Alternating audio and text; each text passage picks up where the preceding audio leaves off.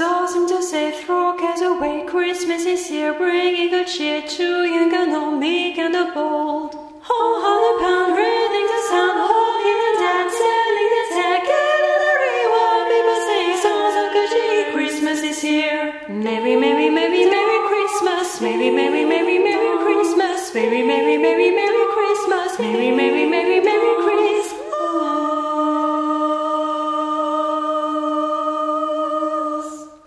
Sing we now of Christmas.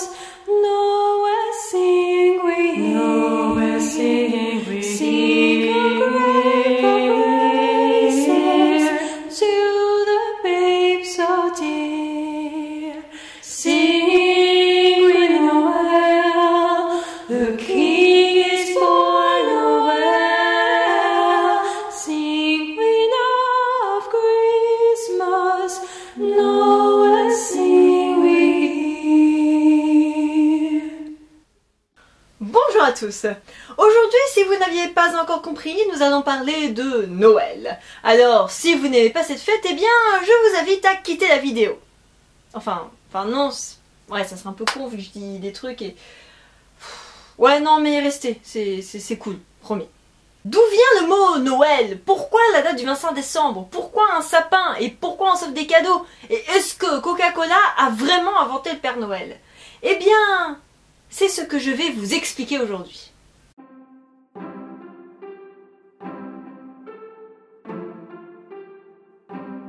Bon, on va commencer par le commencement, hein, le mot Noël. D'où ça vient? Eh bien, vous vous en doutez d'avance, c'est un petit peu compliqué.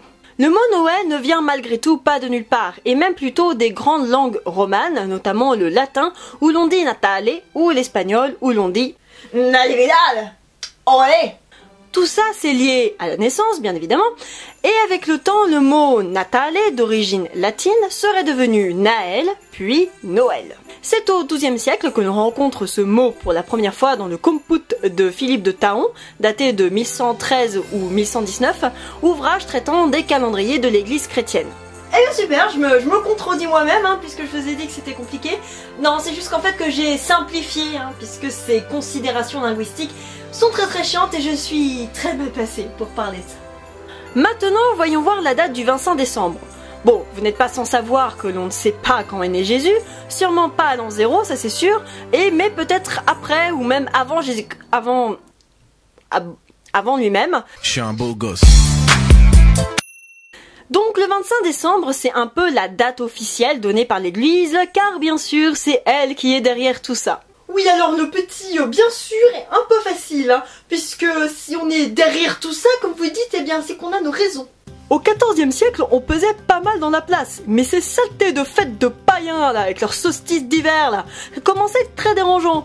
Donc non, pas qu'on est contre le soleil, hein, mais leur fête qu'ils appelaient saturnale, bah c'était des saletés d'orgie. Alors bon, faut pas déconner quoi. Du coup, comme on a vu que c'était célébré du 17 au 24 décembre, eh bien tac, on a posé le 24 et le 25 pour notre petit Jésus, comme ça, plus d'orgie, plus de païens, plus rien.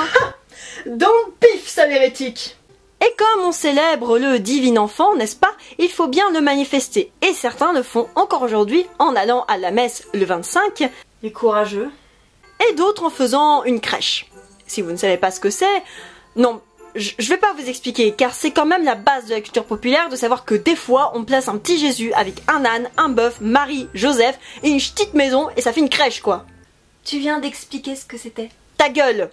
C'est en 1223 que saint François d'Assise, qui pèse pas mal dans la culture chrétienne aujourd'hui, va mettre en place la première crèche vivante, donc une crèche comme ça, mais avec des vrais gens, et ce avant cette fameuse messe de minuit. L'Europe entière va finir par reprendre l'idée, mais comme on n'a pas toujours la chance d'avoir des gens pour se dévouer, on va commencer à créer des figurines, ce qui est toujours utilisé aujourd'hui. Les crèches peuvent aller des plus modestes aux plus gigantesques. Ma crèche trop grande ? Mais non, pas du tout. Non, mais franchement, si tu prends en considération, tu commences par les bergers, hein. Puis après, oui, bon, effectivement, t'as le village et tout ça. Oui, bon, là, ok, t'as Marie et Joseph. Mais c'est pas si grand, tu vois. Oui, sans Jésus, car lui, selon la tradition, on le met à minuit, parce que mettre le petit Jésus avant sa naissance le 25, c'est pas très cohérent. Vous allez me dire que vous ne faites pas de crèche, mais vous devez au moins faire un sapin de Noël. Bah non, enfin Noël c'est commercial, c'est juste des lobbies. Ah non, toi, tais-toi. Si vous n'avez pas de sapin, vous n'avez pas de cadeau, ce qui est ballot. Cette tradition proviendrait des pays du Nord lors de la célébration de la fête de la Saint-Jules, peu après Noël, où les sapins étaient plantés devant les maisons. Les Celtes l'ont également utilisé comme symbole de vie au solstice d'hiver, logique pour un arbre qui est l'un des seuls à survivre pendant la période de froid. Mais c'est l'Alsace qui instaure en premier cette tradition en France en 1521, où chacun coupait son propre sapin. Et on le décorait alors de roses en papier, de pommes et de friandises. Et c'est la princesse Hélène de la princesse Hélène, femme du duc d'Orléans au 19e siècle, qui a apporté cette tradition à Paris lors de son mariage. En Angleterre, c'est le prince Albert, mari de la célèbre reine Victoria, qui en a mis un au château de Windsor en 1841. Mais lui, attention, il a fait mieux car il a rajouté une petite cérémonie de décoration de l'arbre. Et on a fait un jour férié. Non, je déconne. Aux États-Unis, c'est dans la Maison Blanche en 1840 et en Russie, c'est en 1852 à Saint-Pétersbourg. Bref, le 19e siècle, c'est l'année du sapin. L'Église a, bien sûr, considéré cette pratique comme païenne jusqu'au milieu du 20e siècle. Ah bah c'est moche en même temps. Puis les épines, ça pique. Puis on en fout partout. Mais pas de sapin, pas de cadeau. Pourquoi des cadeaux d'ailleurs? Bah oui, on va se l'avouer, Noël sans cadeau, c'est un oiseau sans plumage, une forêt sans écureuil. Les cadeaux ont une origine plutôt simple, celle des rois mages qui en ont offert à Jésus. Mais ce ne sont pas de la myrrhe, de l'encens ou de l'or qui sont offerts, mais plutôt des consoles de jeux, des livres, des fringues ou encore cette fameuse boîte Mon Chéri que tu aimes tant. Ah, des Mon Chéri. Putain, ça... Ouh, t'as eu raison, Oh, j'adore ça. Oh, c'est vachement bon. And the Oscar goes to... Heureusement, Papa Noël gâte bien nos petites bouilles en général, mais d'où vient le Père Noël? Transition de qualité. Alors non, ce n'est pas Coca-Cola qui a inventé le Père Noël. Il date depuis bien plus longtemps que ça. Il apparaîtrait notamment dans le roman de Charles Dickens en 1843, A Christmas Carol, because yes, I speak English very good, et George Sand mentionne également Père Noël en 1855. Il a ensuite été représenté en vert ou en rouge, selon les goûts, comme Coca-Cola qui, en effet, a instauré le port du rouge en 1931. En fait, ce personnage, à la base, il est inspiré de Saint-Nicolas, que tout le monde connaît de nom, mais sans plus.